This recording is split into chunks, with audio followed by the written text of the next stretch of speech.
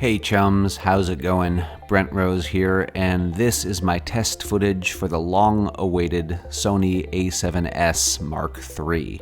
I'm not going to get too deep into the technical stuff here. If you want to do that, read my full review over at Gizmodo. But the short version is this is a long-awaited camera, super sensitive in low light. It's also the Sony's most video-focused mirrorless camera. It shoots 4K at frame rates of up to 120 FPS. We'll get into that. It's also finally capable of shooting 10-bit 422 video in camera, and that's a huge deal. It can go up to 16-bit RAW if you have an external recorder, but I did not have an external recorder capable of doing that. So all of this footage is shot 4K, 10-bit 422. Let's get into it. So this is really the first Sony Alpha full frame that's kind of a vlogger's dream. It has a screen that can flip around so you can actually see yourself, and the eye tracking during video is just absurdly good. You can change how fast it reacts, how aggressive you want it to track. It can track a toddler as she wanders and spins around and lock back on her eyes the moment she turns around again.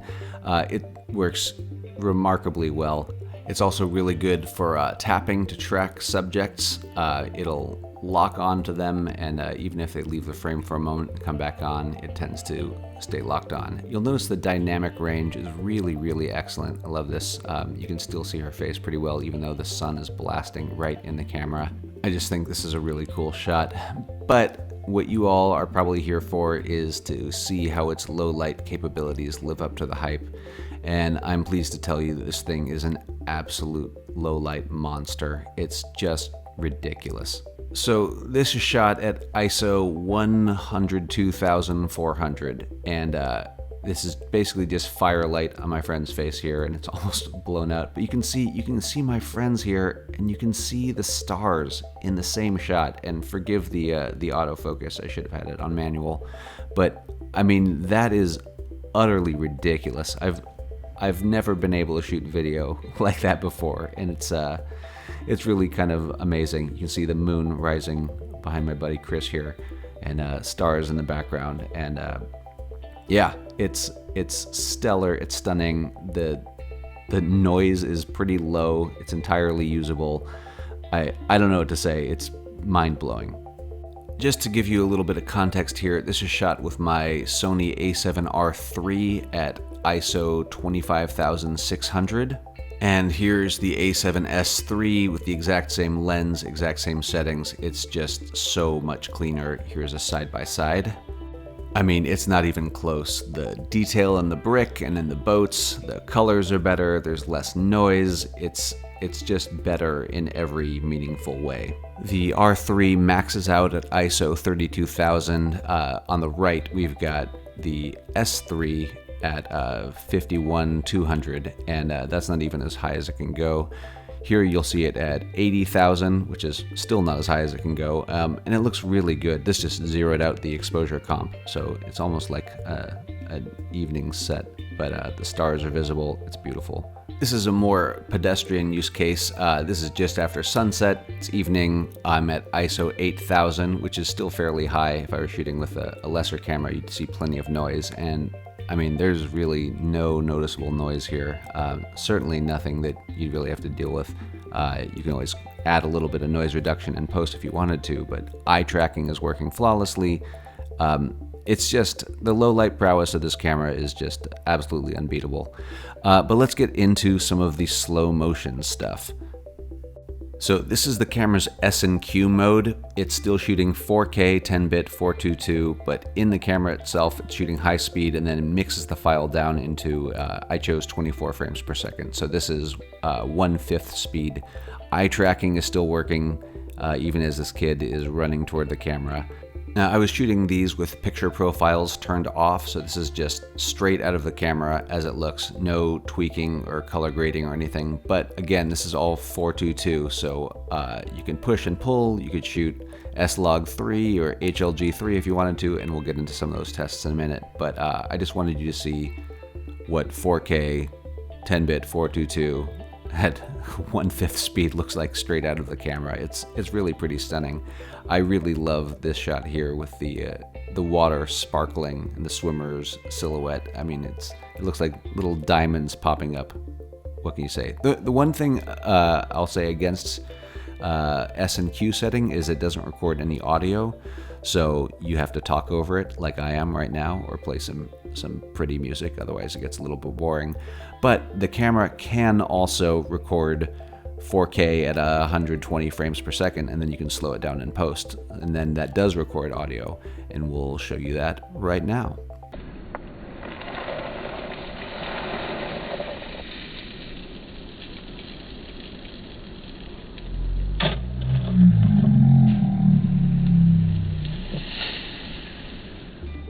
That makes me very happy. Okay, let's get into picture profiles. So picture profiles off here. Again, with the first time we're seeing 422 10-bit in camera for a Sony mirrorless like this. And the flexibility it finally gives you is really fantastic. So this is S-Log3. Honestly, I've shot S-Log3 in other camera tests before, and I just kind of thought it was pointless because with 8-bit video you can't really do much with that footage. But this is just a simple grading to kind of get it to Rec 709, and then I add a little bit of zhuzh here, a little bit of a creative profile, and it looks really good, and you can just do so much with it. This is a HLG3, which gives you a lot of dynamic range and lets you keep the ISO a little bit lower at a base. It's a little bit easier to work with too, but maybe not quite as flexible. Again, I think it looks really good. This is just a basic correction, and then I decided to add a black and white LUT onto it just to give it that film noir feel. Nice. We're back to no picture profile, so this is straight out of camera here. Looks pretty good, and that's my friend Eileen, who is really good at aerial stuff. Back into S-Log3. Native ISO for S-Log3 is 640. This is straight out of the camera, then just applying a basic correction to get it closer to Rec 709, and then we'll give it a little bit of a, I don't even know what you'd call this look, but it's fun. We're having fun here, people. Come on. HLG3, this is straight out of the camera.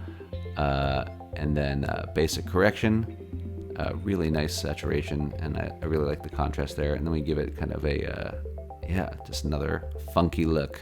Look how much fun and funk we're having. Some flowers, straight out of the camera, picture profiles off, no big deal. And then we'll go to S-Log3, and you can just see it's really very gray. But then you add some color correction and boom, everything's in there. Noise is nice and low. It looks pretty good. Then we go into HLG3. This is just straight out of the camera again. And then we'll go ahead and just do a basic correction. And again, it all looks really good. Flexible footage is happy footage as far as I'm concerned.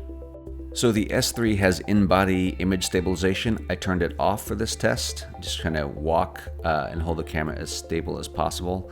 And you can see it's very, very shaky because you would expect it to be. Now this is image stabilization in standard mode, and it's a little bit better, but it's really not much better. And then we'll get into active mode, which you see here, and this is certainly better.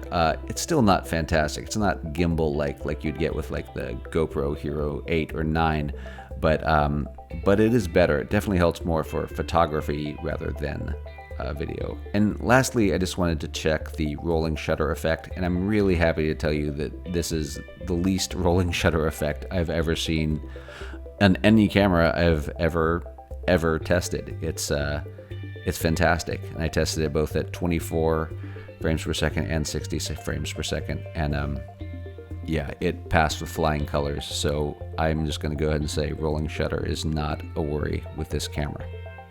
All right, that will do it for my test footage. I'd love to hear what y'all think about it. I didn't get into a lot of the technical stuff here. For that, I want you to go over to Gizmodo and read the full review.